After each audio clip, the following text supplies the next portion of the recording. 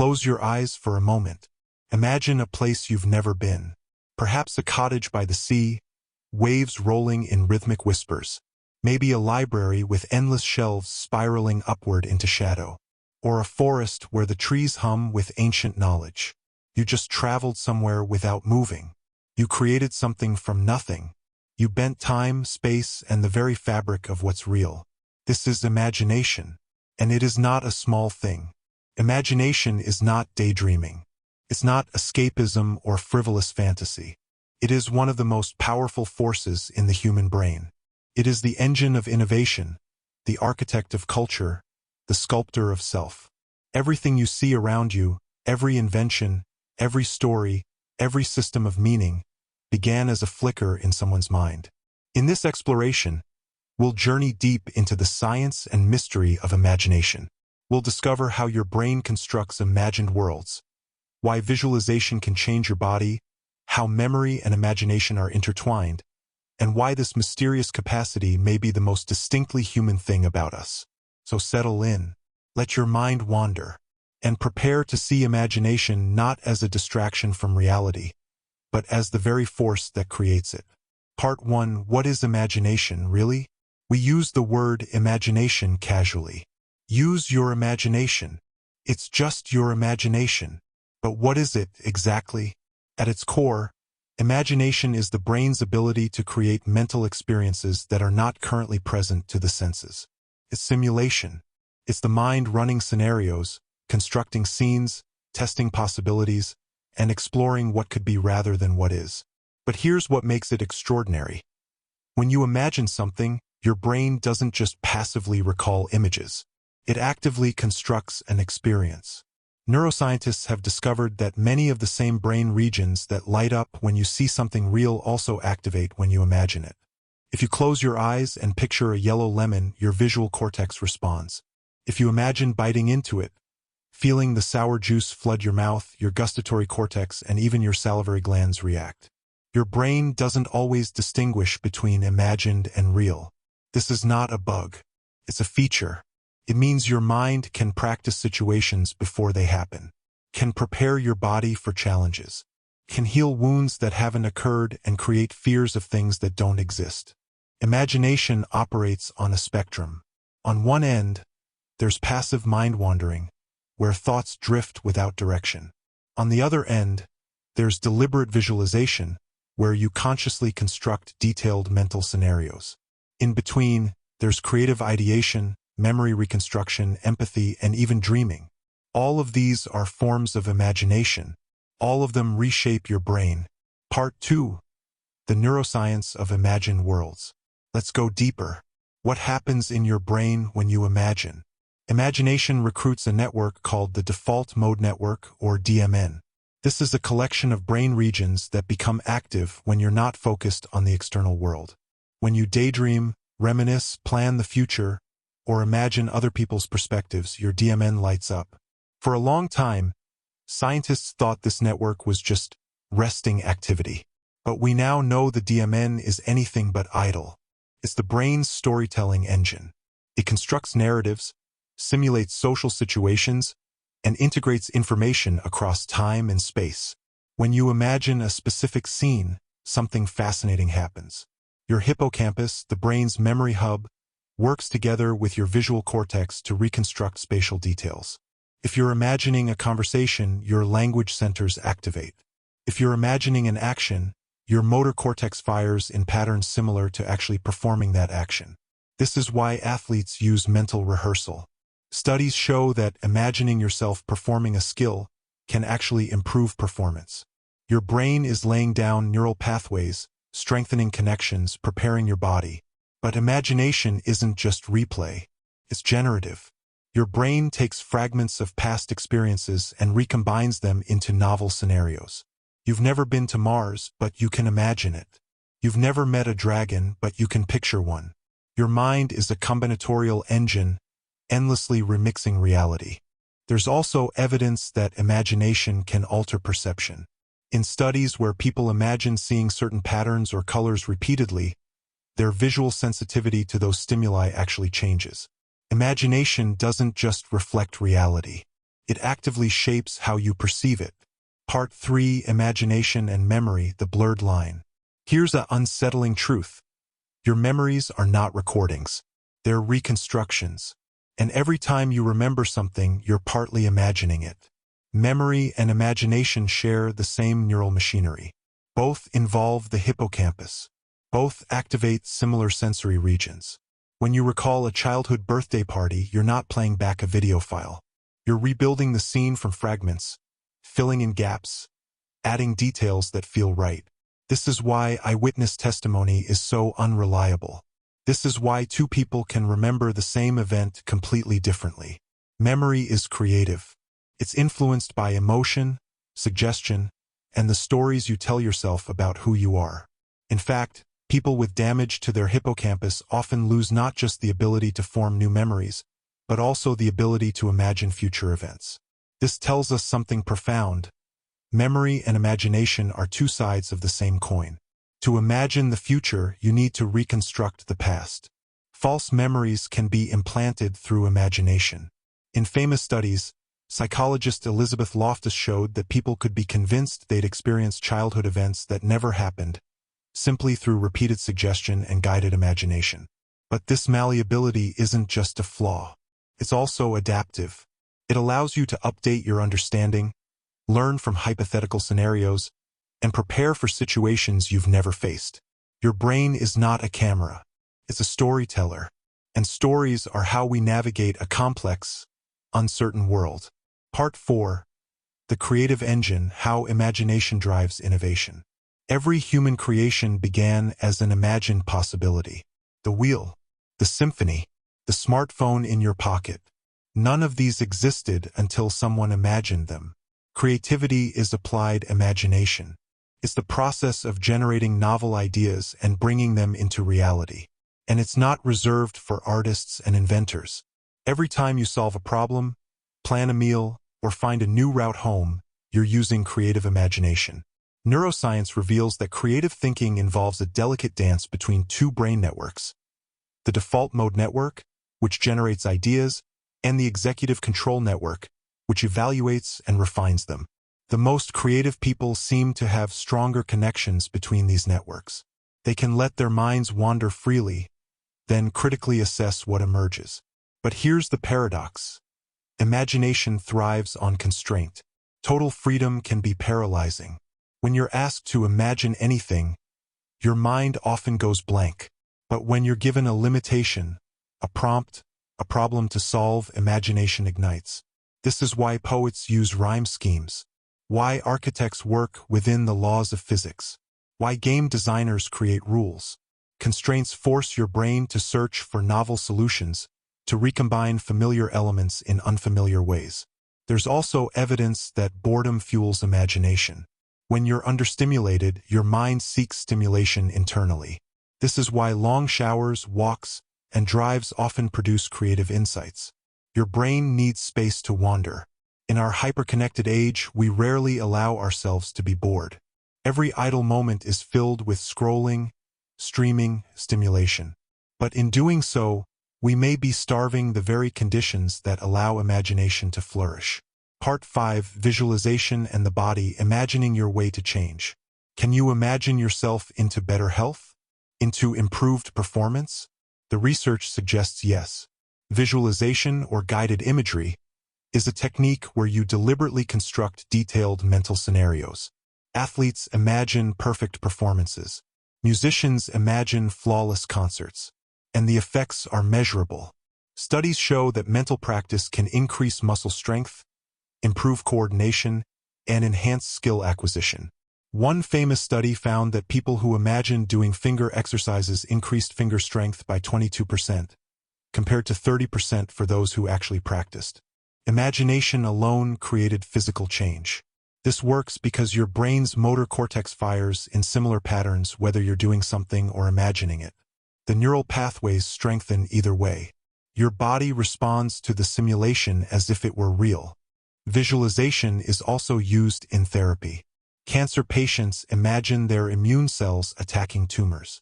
People with chronic pain imagine their bodies healing.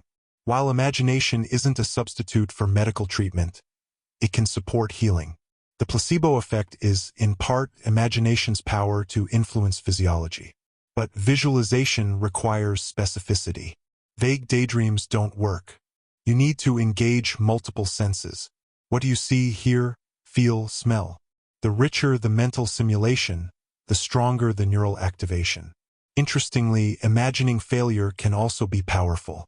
When you visualize obstacles and how you'll overcome them, you prepare yourself emotionally and strategically. This is called mental contrasting, and research shows it's more effective than purely positive visualization. Your imagination can shape your body, your skills, your resilience. It's not magic. It's neuroscience. Part 6. The social imagination, how we imagine others. Empathy is a form of imagination. When you consider another person's perspective, when you wonder what they're thinking or feeling, you're simulating their mental state in your own mind. This capacity, called theory of mind, is essential for social life. It allows you to predict behavior, navigate relationships, and cooperate with others. And it's deeply imaginative. You've never been inside another person's head. You can't directly access their thoughts, but you can imagine. You use your own experiences as a template, adjusting for context and personality. This is why people with rich imaginations often show greater empathy. Reading fiction is one way to strengthen social imagination. When you follow a character's inner world, you practice perspective-taking. Studies show that people who read literary fiction score higher on empathy tests. Stories are empathy engines. But social imagination can also mislead. We often imagine others through the lens of our own biases and projections. We assume people think like we do. We imagine motives that aren't there. The stories we tell about others reveal as much about ourselves as about them. In relationships, misunderstanding often comes down to imaginative failures. You imagine why your partner did something, and you might be completely wrong. Learning to ask rather than assume is a way to honor the limits of your social imagination. Still, the ability to imagine other minds is extraordinary. It's what allows collaboration, compassion, and culture. Without it, we'd be isolated islands of consciousness. Part 7. Identity and imagination, the stories we tell ourselves. Who are you? The answer is partly imagination. Your sense of self, your identity, is a narrative constructed over time. You remember key events, imagine how others see you, project yourself into the future. You tell yourself a story about who you've been and who you're becoming. This story is not fixed. It's continually revised. When something happens that doesn't fit your self-narrative, you either reinterpret the event or adjust the story. Your identity is an ongoing imaginative act. Psychologists have found that people who can imagine multiple possible future selves tend to be more resilient and adaptable. If you see yourself only one way, setbacks can be devastating. But if you can imagine alternative paths, reinvention, growth, you have psychological flexibility. This is also why storytelling is therapeutic. When you narrate your experiences, you give them shape and meaning. You transform raw events into coherent narrative. Therapy often involves reimagining your story, finding new interpretations, alternative endings. But there's a shadow side. Negative self-stories can become prisons. If you imagine yourself as incompetent, unlovable, or doomed to fail, those imaginings shape your behavior. You fulfill your own prophecies. This is where imagination becomes a tool of liberation or limitation. The stories you tell yourself matter. They create the lens through which you see reality. And because imagination shapes perception, those stories can become self-fulfilling. Changing your life often begins with imagining yourself differently. Not through delusion, but through opening to possibility. Part 8. The dark side of imagination. Imagination is not always benevolent. Can create beauty but also terror. Can inspire but also imprison. Anxiety is often fueled by imagination. When you worry, you're imagining negative futures. Your brain simulates disasters that haven't happened and may never happen. And because your body responds to imagined threats as if they're real, you feel genuine fear. This is adaptive in moderation. Imagining dangers helps you prepare. But when imagination runs wild, it becomes a source of suffering. Phobias, paranoia, catastrophizing, all are imagination turned destructive.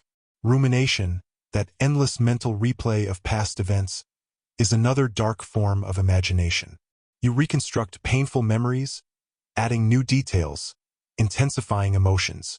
Each replay strengthens the neural pathways, making the memory more vivid and more distressing.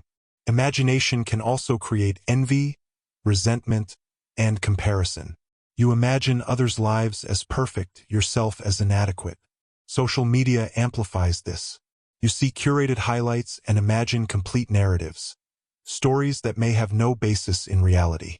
In extreme cases, imagination can disconnect you from reality entirely. Psychosis involves imagined perceptions, hallucinations, and imagined beliefs, delusions. The boundary between imagination and reality dissolves. But even in everyday life, we can become lost in imagined worlds. Maladaptive daydreaming is a condition where people spend hours in elaborate fantasy, to the point where it interferes with functioning. Imagination becomes an escape that prevents engagement with life. The challenge is not to suppress imagination, but to direct it, to recognize when it's serving you and when it's harming you, to use it as a tool rather than being used by it. Part 9. Imagination across the lifespan. Children are imagination virtuosos. For them, the line between real and pretend is delightfully fluid. A cardboard box becomes a spaceship. An invisible friend is as real as a sibling.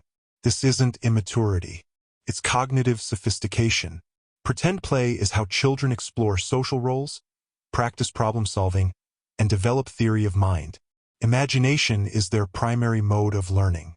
But as we age, imagination often narrows. We're taught to distinguish fantasy from reality, to focus on practical matters, to suppress daydreaming. School systems prioritize convergent thinking, finding the one right answer over divergent thinking, which generates many possibilities. By adulthood, many people feel they've lost their imagination, but it's not lost. It's dormant, and it can be reawakened. Research shows that creative capacity doesn't necessarily decline with age. Older adults can be just as imaginative as younger ones, often with the added benefit of deeper knowledge and life experience. But it requires practice. Use it or lose it applies to imagination as much as to muscles. Interestingly, as people approach the end of life, imagination often takes on new importance. Life review, the process of reflecting on one's life story, is deeply imaginative. People reimagine their past, find new meanings, construct legacy narratives. Even in dementia, fragments of imagination can persist. Music, art, and storytelling can reach people when other cognitive functions have faded. Imagination seems to be one of the most resilient capacities of the human brain. Part 10. How to train your imagination. If imagination is a skill, it can be strengthened. Here are practices grounded in science. 1. Create space for boredom. Allow yourself time without external stimulation. Long walks, quiet moments, staring out windows. Let your mind wander without judgment. 2. Engage with art. Read fiction, watch films, listen to music, visit museums. Art is condensed imagination. Engaging with it stimulates your own. 3. Practice visualization. Set aside time to deliberately imagine. Visualize goals, rehearse skills, construct detailed mental scenes. Make it vivid and multisensory. 4. Ask what if. Regularly pose hypothetical questions. What if you lived in another country? What if you'd chosen a different career? What if gravity worked differently? Stretch your mind into unfamiliar territory. 5. Write or draw. Externalize your imagination. You don't need talent, just willingness. The act of creating forces you to imagine concretely. 6. Play. Engage in activities without a goal. Build something with your hands. Improvise. Play games that require creativity. Reclaim the spirit of childhood exploration. 7. Limit passive consumption. Reduce time scrolling, binging, consuming. These activities fill your mind with others' imaginations, leaving less room for your own. 8. Practice perspective taking. Regularly imagine how others see the world. Try to inhabit different viewpoints, even ones you disagree with. 9. Embrace constraints. Give yourself imaginative challenges. Write a story in 6 words. Design something using only 3 materials. Constraints force creativity. 10. Rest deeply. Sleep is when your brain consolidates experiences and makes novel connections. Dreams are imagination unleashed. Protect your sleep, and you protect your creative capacity. Imagination is like a muscle. The more you use it, the stronger it becomes. But unlike a muscle, it grows not through strain, but through play. Part 11. Imagination and Reality, the Perceptual Dance. Let's return to a question that haunts philosophy and neuroscience alike. Where does imagination end and reality begin? The answer is more complicated than you might think. Because in a very real sense, all of reality as you experience it is imagined. Your brain doesn't have direct access to the outside world. It sits in darkness, receiving electrical signals from your senses. From these signals, it constructs a model, a simulation of what's out there. Everything you see, hear, and feel is your brain's best guess. This is called predictive processing. Your brain is constantly generating predictions about what it expects to encounter, then updating those predictions based on sensory input. Perception is not passive reception. It's active construction. In other words, you're always imagining reality. And when your imagination matches the incoming data closely enough, you call it perception. When it doesn't match, you call it imagination. This explains why expectations shape experience, why placebos work, why 2 people can witness the same event and remember it completely differently. Your brain is filling in gaps, making assumptions, creating coherence where there might be only fragments.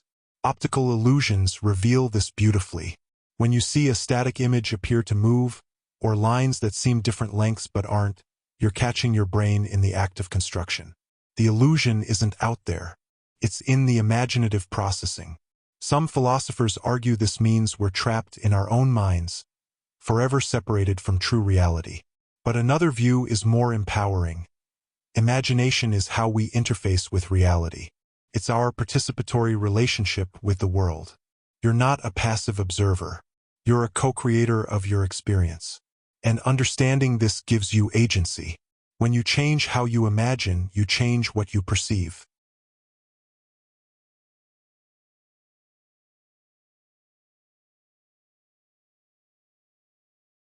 Part 12. The Healing Imagination. Imagination can wound, but it can also heal. Let's explore the therapeutic dimensions of this remarkable capacity. In trauma therapy, imagination plays a crucial role. Techniques like EMDR, imagery rescripting, and guided visualization help people reimagine traumatic memories, not to erase them, but to change their emotional charge. You can imagine yourself as an adult comforting your child self. You can imagine the traumatic scene ending differently, with safety and support. These aren't just mental games. They reshape neural networks.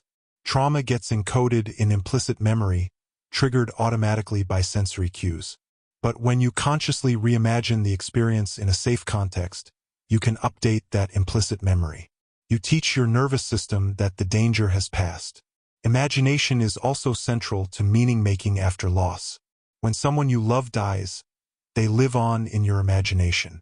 You have conversations with them, wonder what they'd think, feel their presence. This isn't denial. This is how we maintain connection across the boundary of death. Grief counselors often encourage this imaginative relationship. Write letters to the deceased. Imagine their advice. Create rituals that honor their memory.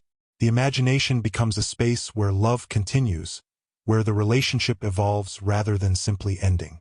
There's also growing evidence that imagination can support physical healing, not through mystical means, but through measurable physiological pathways. When you imagine your body healing, you can activate the parasympathetic nervous system, reduce stress hormones, and enhance immune function. One study found that burn victims who used guided imagery experienced less pain and faster healing. Another showed that people preparing for surgery who visualized successful outcomes had fewer complications and shorter recovery times. Your imagination communicates with your body. And when you imagine health, safety, and wholeness, your body listens. But perhaps the deepest healing power of imagination is existential. It's the ability to imagine that things could be different, that suffering won't last forever, that there's possibility beyond the present moment. Hope is a form of imagination, and hope, research shows, is one of the strongest predictors of resilience and recovery. When you can imagine a better future, you have something to move toward. When imagination fails, despair follows. So cultivating imagination isn't frivolous. It's essential for psychological and physical well-being. It's how you process pain, maintain hope, and envision healing. Part 13, Collective Imagination, How Societies Dream Together. Imagination isn't just individual. It's also collective. Societies are built on shared imaginings. Money only works because we all imagine it has value. Nations exist because we imagine boundaries and belonging. Laws function because we imagine they should be followed. Every social institution, from marriage to democracy to corporations, is a collective fiction made real through agreement. This is what historian Yuval Noah Harari calls intersubjective reality. Things that exist only in our shared imagination, but have enormous real-world power. The stock market crashes when collective imagination shifts. Wars begin when one group imagines another as threatening. Revolutions happen when enough people imagine a different social order. Religion is perhaps the oldest form of collective imagination. The stories, rituals, and beliefs create shared meaning, moral frameworks, and social cohesion. You don't have to believe in literal truth to recognize the power of these collective imaginings. Even science, for all its grounding in empirical reality, relies on imagination. Theories are imagined explanations. Hypotheses are imaginative guesses. Models are simplified imaginings of complex systems. Scientists imagine experiments, interpret data through theoretical frameworks, and envision future discoveries. What distinguishes science from pure fantasy is the commitment to testing imaginings against evidence. But the imaginative leap comes first. Einstein imagined riding a beam of light. Darwin imagined deep time and branching evolution. Every scientific breakthrough began with someone imagining what might be true. Culture itself is collective imagination materialized. Every song, painting, building, and story adds to the shared imaginative space of humanity. When you read a 1,000-year-old poem, you're touching the imagination of someone long dead. When you listen to music, you're synchronized with the imagination of the composer. This is why art matters, why storytelling matters. They're how we share imagination across time and space. They're how we understand each other, challenge each other, and inspire each other. But collective imagination can also be dangerous. Propaganda works by shaping shared imaginings. Conspiracy theories spread when groups imagine hidden truths. Dehumanization happens when we imagine others as less than human. The question for any society is, what are we imagining together? Are our collective fictions serving life or diminishing it? Do they create possibility or limit it? We're living through a time of competing collective imaginations. Different visions of the future, different stories about who we are and what matters. The outcome depends not just on facts and power, but on which imaginings prove most compelling, most generative, most aligned with human flourishing. Your imagination participates in this collective dream. The stories you tell, the futures you envision, the possibilities you entertain, they ripple outward. They shape culture. They influence the shared imagination that becomes tomorrow's reality. Part 14, Imagination and Transcendence. There's a dimension of imagination that touches something beyond the everyday, beyond the purely practical or psychological. Let's call it the transcendent imagination. Throughout history, mystics, poets, and visionaries have described experiences of unity, of dissolving boundaries, of touching something infinite. These experiences often involve profound shifts in imagination, seeing yourself not as separate, but as part of a larger whole.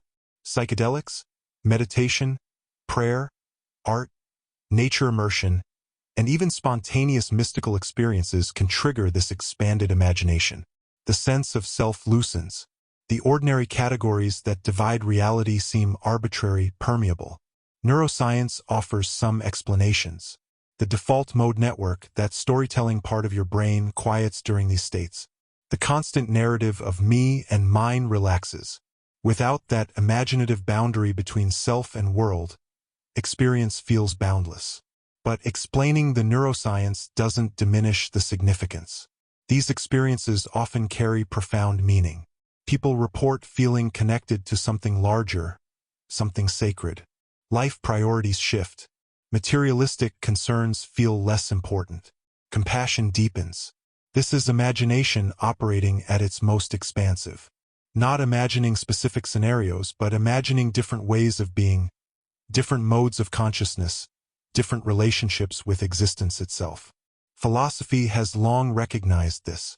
Kant distinguished between the productive imagination, which constructs ordinary experience, and the transcendental imagination, which grasps the conditions of experience itself. The imagination that imagines how imagining works. Artists and poets have always intuited this. William Blake wrote, "If the doors of perception were cleansed, everything would appear to man as it is, infinite." He understood that ordinary perception is imaginatively constrained. We filter infinity through narrow categories, but those categories can be loosened. This isn't about escaping reality. It's about recognizing that what you call reality is already an imaginative construction, and that construction can be more or less expansive, more or less inclusive, more or less generous. When you imagine yourself as a separate, isolated self, you experience loneliness. When you imagine yourself as interconnected with all beings, you experience compassion. When you imagine the universe as meaningless matter, you experience existential dread. When you imagine it as alive with meaning, you experience wonder. These aren't mere fantasies. They're different ways of imagining your relationship with existence. And each way creates a different quality of experience, a different way of living. The transcendent imagination doesn't require any particular belief system. It's simply the recognition that imagination can expand toward the infinite, that your mind can touch spaces beyond words, beyond concepts, beyond the ordinary boundaries of self. And in those spaces, something shifts. Not permanently, perhaps, but enough to remember that the way you typically imagine reality isn't the only way. That consciousness is vaster than you usually allow. That imagination itself is a doorway to the infinite. Part 15. The Paradox of Imagination. As we near the end of this exploration, let's sit with a paradox. Imagination is simultaneously the most personal and most universal human capacity. Your inner world is yours alone. No one else can access it. The images, feelings, and narratives that arise in your consciousness are utterly private. You could spend a lifetime trying to describe them, and still never fully convey what it's like to be you. Yet everyone has an inner world. Everyone imagines. And while the content differs, the capacity is shared. This means we're both radically alone and deeply connected. Separated by the privacy of consciousness, united by the universality of imagination. This paradox appears throughout human experience. You can never fully know another person, yet empathy is possible. You can never escape your subjectivity, yet art communicates across it. You're locked in your own perspective, yet you can imagine others. Imagination is the bridge across this existential gap. It's imperfect, often wrong, but it's all we have. And it's enough. Enough to create relationship, culture, meaning. Enough to make isolation bearable and connection possible. Another paradox. Imagination is both limitless and constrained. You can imagine anything, yet you can only imagine from where you are. Your imagination is shaped by your language, culture, experiences, and neurobiology. You're imagining from inside a particular human brain, in a particular time and place. This is humbling. Your imagination feels infinite from the inside, but it's necessarily partial. There are ways of imagining you can't access, experiences you can't conceive, possibilities beyond your current framework. Yet this limitation is also generative. If you could imagine everything, imagination would be random noise. It's the structure, the constraints, the particular lens of your consciousness that makes your imagination meaningful and unique. A final paradox. Imagination is both serious and playful. It shapes your reality, influences your health, drives your choices. The stakes are real. Yet it's also fundamentally playful, a form of mental play, a space where usual rules don't apply. Children understand this intuitively. They take their imaginary games seriously while knowing their games. They can be deeply invested in pretend while maintaining the lightness of play. Adults often lose this balance. We either dismiss imagination as childish, or we become so lost in our imaginings that we can't recognize them as constructions. We forget how to play seriously, or take play too seriously. Perhaps the wisdom is to hold both. To recognize that imagination matters profoundly, while also holding it lightly. To invest in your imaginings while remembering their imaginings.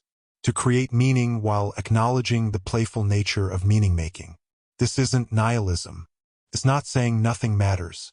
It's saying that what matters is what we imagine matters. And there's both weight and lightness in that recognition. Conclusion: the infinite garden. So here we are. We've wandered through the landscapes of imagination together. From neuroscience to philosophy, from creativity to healing, from the personal to the collective. What have we discovered? That imagination is not a single thing, but a spectrum of capacities.